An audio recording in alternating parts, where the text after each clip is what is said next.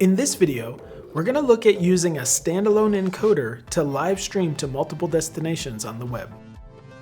Hello, I'm Stephen Ballast. Welcome to my channel where I explore worship technology solutions. Here on my channel, I've talked a lot about live streaming through OBS using a computer, but I haven't talked much about another way to live stream, and that is using a standalone encoder.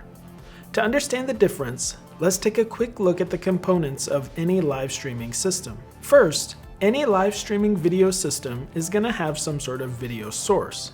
That could be a single camera or the output of a video switcher using multiple cameras and graphics. Then we have an encoder. The encoder takes the video and audio and compresses it to be streamed over the internet. Obviously, you need an internet connection. And finally, we have the destinations that we are streaming to.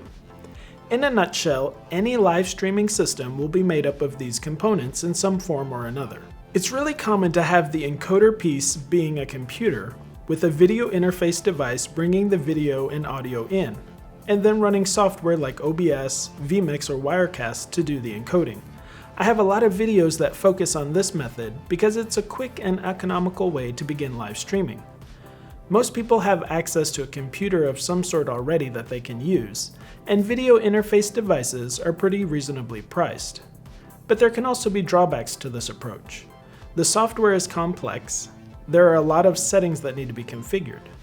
You're also dependent on a computer that needs to have decent specs to perform well. It has to be updated and drivers updated and virus protection, so for some people, it may not be the best solution for live streaming. A standalone encoder is a device that has a video input and a network output for streaming, and it's dedicated to the sole purpose of live streaming video. There are a lot of options out there, and they come in all kinds of different configurations, some with buttons or no buttons at all, and you have to control and configure it through a web interface.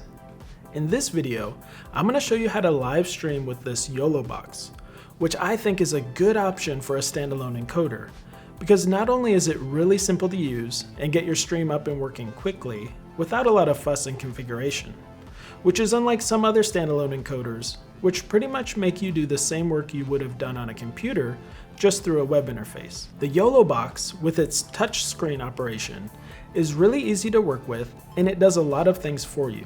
So let me show you how this works, and I think you'll see what I mean. First, I'm going to plug in a network cable for my internet access and a camera to the HDMI input.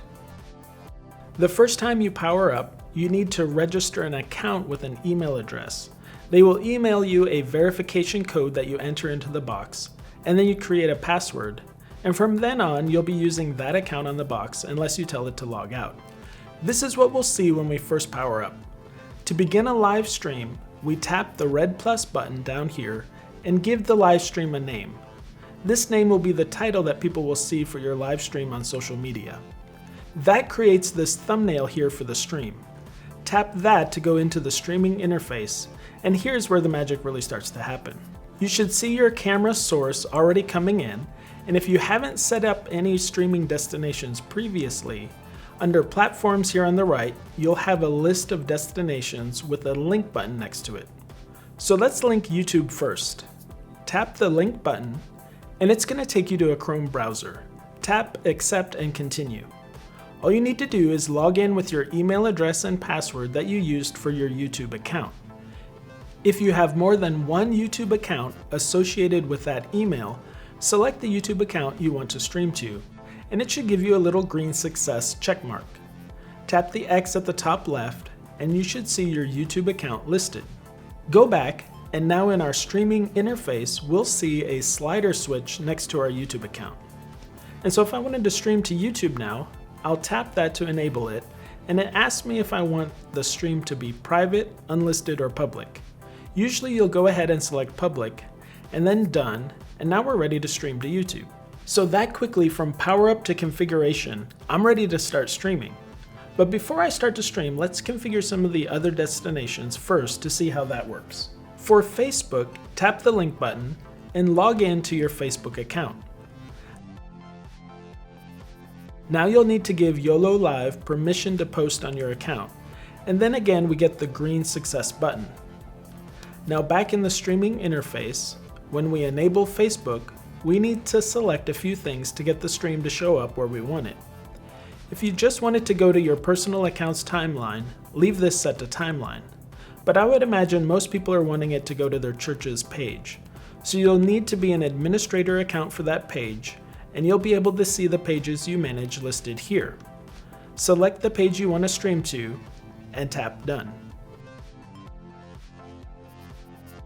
Now we're ready to stream to Facebook and YouTube right from this device, but let's take it one step further. Let's configure a custom RTMP destination. A good example of that would be, for instance, Vimeo, where to stream to them you need to use a URL and stream key for your destination. The way the YoloBox handles this is a little different from the other platforms, in that when you press the link button, it now gives you a button that will send an email to the email address you used to register your YoloBox account. When you tap this red button, it may not appear that it's sent, but just wait a second and you'll see a confirmation message. Now I'll go to my email, and in my email, I'll click this link, and that takes me to a website where I can enter in my server and stream key. So from Vimeo, I'm going to copy the server URL and copy that in, and then add a / after the URL. Get the stream key and copy that in right after the /. Click Submit and you should get a success message. Now back on the YoloBox, when I go back, I'll see a slide switch next to Custom that I can enable. So now this box is ready to start streaming to all 3 destinations at once. I'll start streaming by tapping the red circle button on the video.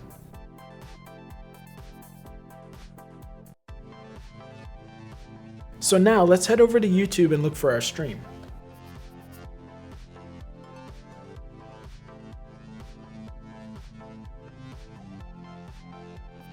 And on Facebook, there's our stream. And in Vimeo, our stream is shown up. Already, I think you can see how simple this standalone encoder is to plug in your camera and start streaming. But it can do a lot more, so let's look at a few of what I think are some of its cool additional features. First, and this is a huge one, it has the ability to connect a second HDMI input. So let's take a second camera and connect it up. And there we see the second camera show up. And just by tapping on the image, we can switch between what camera is live on our stream. For churches, this is huge. You can now have a wide shot and a close-up shot and switch between them. No switcher or computer hardware needed, just all in this one box. And if you really want a third camera, you can even plug in a USB webcam into the USB port, and that will show up as a third camera. I think the YoloBox is perfect for the one-man show where you have one person who has to run cameras and control the stream. It has a 1/4-20 mount on the bottom, so you can mount this right on top of your camera or to your tripod and have a really compact yet powerful setup. Another cool feature is if I put an SD card into the YoloBox, it gives me 2 extra functions. One, I can now record my video to the SD card while I'm streaming, so I can have a local recording of my video for later editing. To do that, just tap the camera icon at the top right of the screen and it will tell you how long of a recording you can make on the SD card, and then tap Start Recording. The second thing you can do from an SD card is play back video from it. I have some video clips already on the SD card. Just tap Add Video Source, select SD card, and then select your video clip. And that now shows up as a video source, and when you tap it, it begins to play out over your stream. And you'll notice on your recording as well, you can both record to and play back from the SD card at the same time. This would work great for a pre-show welcome video or post-roll video that you want to play before or after your live stream. There are a lot of other features that you'll have fun discovering with this device. You can create some simple overlays or even load in PNG files from the SD card and use those to overlay titles over your video. There's a basic sound mixer letting you choose where you want to get your audio from. So if, for instance, you have audio from a mixer coming into one of your cameras, you can select that camera as your audio source, even when you switch to the other cameras for video. I've had the YoloBox for about a year now, and YoloLive keeps updating the firmware and making it better. I've actually been talking with them about some features I'd like to see them implement, So hopefully we'll see some of those in the future, and I may update you on that if those come out. If you are looking for a very volunteer-friendly, easy, and quick way to live stream, be sure and check out the YoloBox. I've got a link to it down in the description of this video, as well as to a few other accessories that might be helpful for you to use, like this arm you can use to mount it to a tripod. If you found this video helpful, I'd really appreciate it if you'd give it a thumbs up and subscribe to my channel.